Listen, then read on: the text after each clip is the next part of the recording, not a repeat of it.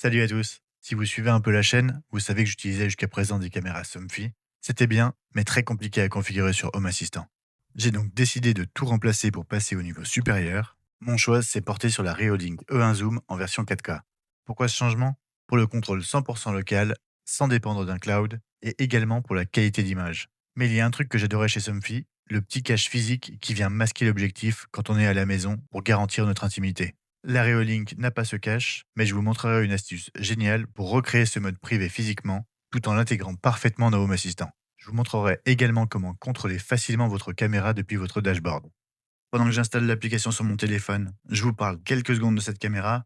Elle est 4K, dispose d'un zoom optique 3x, est rotative à 360 degrés et surtout a une bien meilleure détection des personnes animaux que mon ancienne caméra. Elle se connecte en Wi-Fi ou en filaire et est livrée avec un câble d'alimentation de 3 mètres, ce qui est vraiment agréable et facilite le placement en hauteur. Elle dispose d'un haut-parleur intégré et peut enregistrer les vidéos sur le lecteur de carte micro SD caché en dessous du capteur de la caméra, aussi bien qu'en FTP. Maintenant que l'application est lancée, on branche la caméra.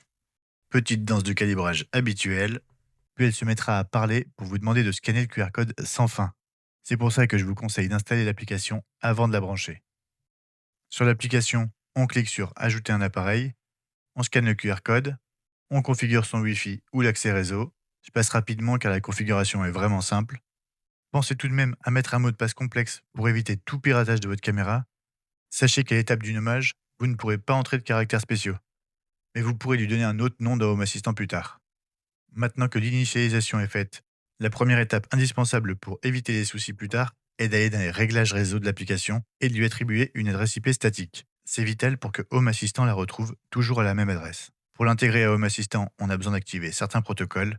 Ils se trouvent dans le menu Paramètres réseau avancés. Cochez bien HTTPS, RTSP et UnVIF. Petite astuce, la case UnVIF n'apparaîtra qu'après avoir activé le RTSP. Une fois validé, on va pouvoir passer sur le PC via l'adresse IP configurée précédemment. Faites tout de même un dernier passage dans Mettre à niveau l'appareil. Il risque de vous dire qu'il n'y a pas de mise à jour disponible, sauf que c'est souvent faux. Notez donc le numéro de version de votre caméra. On pose enfin le téléphone, on passe sur le PC, sur la page Reolink de la caméra. Dans FAQ, on clique sur Télécharger le micro-logiciel et on compare la version de sa caméra avec celle disponible. Si c'est différent, téléchargez-la et connectez-vous à votre caméra grâce à son adresse IP. Acceptez les risques et continuez. Cliquez sur la roue crantée, Système et enfin Maintenance. Dans Firmware Update, sélectionnez le fichier PAK présent dans l'archive zip que vous venez de télécharger. Votre caméra se mettra à jour vers la dernière version. La caméra est désormais prête à discuter. On passe maintenant sur Home Assistant. On va dans les paramètres, appareil et services, puis dans Ajouter une intégration, on ajoute Reolink. On renseigne l'IP statique et le mot de passe créé tout à l'heure. On peut maintenant nommer librement, sans les restrictions de l'application mobile, et lui affecter une pièce. Et là, magie de l'intégration officielle, on récupère une tonne d'entités. Certaines pouvant être vraiment utiles dans les automatisations. Par exemple, vous aurez des entités différentes entre la détection humaine et animale. Attention, par défaut, Home Assistant désactive certaines entités pour ne pas surcharger le système. Pensez à les réactiver au moins 3 d'entre elles, le zoom avant, le zoom arrière et surtout l'entité net qui est votre flux vidéo en vrai 4K. Avoir la caméra, c'est bien, mais l'avoir de façon fluide sur son dashboard, c'est encore mieux. Pour ça, depuis HACS, j'utilise la Advanced Camera Card.